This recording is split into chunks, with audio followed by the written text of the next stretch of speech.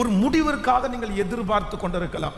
ஏதோ ஒரு முடிவிற்காக நீங்கள் பல நாட்களாக ஜெபிக்கலாம், பல மாதங்களாக நீங்கள் ஜெபிக்கலாம். ஆனால் அதுல முடிவு வர்றது போல இருந்து அதுல முடிவை நீங்கள் பார்க்க முடியாமல் இருக்கலாம். அந்த முடிவு பல வருடங்களாக தள்ளி தள்ளி தள்ளி கடந்து போகலாம்.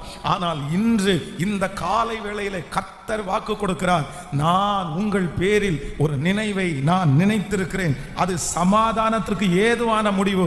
நீங்கள் எதிர்பார்க்கும் முடிவை நான் உங்களுக்கு தருவேன் என்று கர்த்தர் வாக்கு கொடுக்கிறார். நீங்கள் பிள்ளையை குறித்து எதிர்பார்த்துட்டு கொண்டிருக்கிற அந்த முடிவை கர்த்தர் உங்களுக்கு தருவேன் என்று வாக்கு கொடுக்கிறார். நீங்கள் எதிர்பார்த்து கொண்டிருக்கிற அந்த பிரச்சனையான விஷயத்தில் அந்த முடிவை கர்த்தர் உங்களுக்கு தருவேன் என்று கர்த்தர் வாக்கு கொடுக்கிறார். எத்தனை பேர் ஆமோதிக்கிறீர்கள்? நம்முடைய தேவன் துவங்குகிறவர் மட்டுமல்ல, சில காரியத்தை முடிய பண்ணுகிற கர்த்தர். நான் விசுவாசிக்கிறேன், இந்த மாதம் முடிகிறதற்குள்ளே இந்த சத்தத்தை கேட்கிற அநேகருடைய வாழ்க்கையிலே பல வருடமாய் முடிவுக்கு வராத சூழ்நிலையை கர்த்தர் முடிவிற்கு கொண்டு வர போகிறார். நம்புறவர்கள் கரங்களை தட்டி கர்த்தரை மகிமைப்படுத்தலாம். கர்த்தர் அந்த யுத்தத்திலே ஒரு முடிவை கொடுக்க போகிறார். கர்த்தர் அந்த பிரச்சனையில் ஒரு முடிவை கர்த்தர் கொடுக்க போகிறார். அந்த ஜெபத்திற்கு ஒரு முடிவை கொடுக்க போகிறார். என் தேவன் முடிவை கட்டளையிடுகிற கர்த்தர். இஸ்ரவேல் ஜனங்கள் 400 வருடமாய் அடிமைத்தனத்தில் இருந்தார்கள். அவர்கள் ஒரு முடிவிற்காக அவர்கள் எதிர்பார்த்தார்கள். என்றாவது ஒரு நாள் எகிப்திலிருந்து கானான் தேசத்துக்கு புறப்பட வேண்டும் என்று பல முயற்சிகளை எடுத்து அவர்கள் தோற்று போனார்கள். இன்னைக்கு முடிவு வராதா, நாளைக்கு முடிவு வராதா, எதிர்பார்த்து எதிர்பார்த்து சோர்ந்து போனார்கள். கர்த்தர் மோசே என்கிற தீர்க்கதரிசியை எழுப்பினார். அப்ப மோசே வந்த உடனே ஜனங்கள் எல்லாரும் அவ்வளவுதான், முடிவு வந்துருச்சு, இனி நம்ம ரொம்ப தூரம் பிரயாணம் பண்ண வேண்டியதில்லைன்னு நினைச்சாங்க.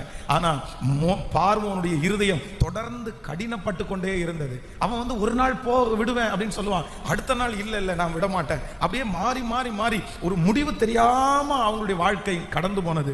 ஆனால் கர்த்தர் 10ஆவதாக ஒரு வாதையை கர்த்தரை அனுப்பி அவனுடைய இருதயத்தை கர்த்தர் பேசி பொன்னோடும் பொருளோடும் புறப்பட பண்ணி இஸ்ரவேல் ஜனங்களுடைய 400 வருஷத்தினுடைய கனவை கர்த்தர் நனைவாய் மாற்றினார். நான் இந்த பலிபீடத்திலிருந்து தீர்க்க தரிசனமாய் சொல்லுகிறேன், என் ஆண்டவருடைய பிள்ளையை கர்த்தர் பேசி கொண்டிருக்கிறார். உன் எதிராளி விஷயத்திலே கர்த்தர் சீக்கிரமாய் ஒரு முடிவை கர்த்தர் தருவேன் என்று கர்த்தர் ஆணையிடுகிறார்.